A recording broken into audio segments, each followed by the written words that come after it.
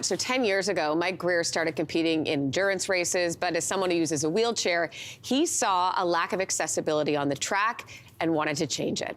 So he started working with race organizers to advocate for features like wider tracks and accessible water stations so that athletes with disabilities could participate. Mike Greer is joining us this morning to tell us all about it. Good morning to you. Good morning. How are you feeling? Because you just came off of the 10K. Pretty good. You're pretty good? Yep. How'd you do? Happy with my time, 44 minutes. And I was asking you off camera, and what do you normally do? 44 minutes. You're certainly consistent. How did you get into racing in the first place? Actually, through a friend. A friend asked us, my wife and I, if we wanted to do a 5K. It was actually the Toronto Waterfront 5K back in 2010. We had like 4 or 5 people that are interested, and none of them showed up except me and my wife. No way. So after we did that first one, the bug kind of hit us. Yeah. And from there, it just kind of snowballed into race after race after race, distance after distance after distance. Looking at some pictures of you. So when you first started that first race 10 years ago, so you get there, you do the race. What did you notice about some of the barriers that you were facing? No information, no real understanding for adaptive athletes on where to go, what to do. It was kind of go to the back of the pack and away you go. So there was definitely a lack of real good information to really help us understand, because we have a lot more logistics that we have to worry about, especially when we get into racing equipment versus just a regular day chair. Because if we have racing equipment, where does the day chair go? Where do we park for accessible parking? Do we have access to an accessible washroom?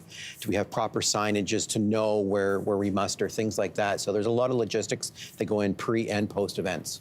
Mike, it's one thing to notice that things need to change. It's another thing to actually be the person who's making the change. How difficult was that jump for you? For myself, well, I come from the world of advocacy. So I've been doing this pretty much all my life outside of what I did previously in the corporate world. And advocacy is key important to me as a person with a disability. It's representation, it's normalization. And I think that really led into me that we need to do more. And the Canadian Running Series was open arms for that. Yeah, I want to ask you about that. So when and how did you start working with that series? 2022. I was looking for another event to do and looked on their website, and they talked about inclusion, but I didn't see anything about people with disabilities. I didn't see anything about adaptive athletes. So I reached out to them and asked them a question, and that kind of snowballed. And their reception has been really good. They've listened, and they want to learn. They continue to learn today.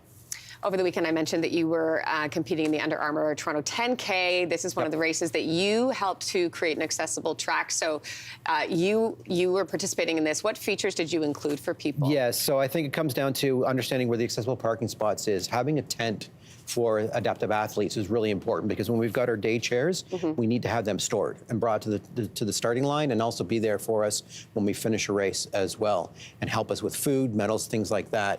That's really important, and really understanding the course layout themselves. Right? What can we know if there's any types of sharp turns, hills, things like that? Toronto Waterfront 10K is great because it is nice and flat, and it's a great in and out course. So for all adaptive athletes, seasoned or new, it's a great first entry course to do. What is it about advocacy that you love so much? For me, representation and normalization. I think we still got a long way to go for people with disabilities to feel included in society. And I think when you're doing races, it really evens the field, right? We train the same, we eat the same, we have the same commitments, we have the same goals and desires. And we're all equal when we're on that course. And I think that's the biggest challenge, the biggest thing that I love when I do this stuff. Mike, for somebody watching right now thinking, I don't know if I can do this, what would you say to them? You gotta start somewhere. And I think start with a 5K. Just go to a local race, introduce yourself, ask a few questions. You can do it in your day chair. My very first 5K was in my day chair with no special equipment, nothing. And I think that's where you need to start, and then work your way up. Try to find local communities, try to find local advocates, which is really important as well, because there is a running community or adaptive community. There's around 200, 250 of us in the community that I'm in, and we help each other. We've got people that are regular road runners that through injury or other medical conditions transfer, and they love the feel of racing. They want to continue, but they don't know what to do. So we're there to help them. Mike Greer, thanks for coming in today. Congrats on the 10K. Thank you very much. Hey, thanks for watching. If you liked this, be sure to subscribe here, or you can check out more Your Morning videos right here.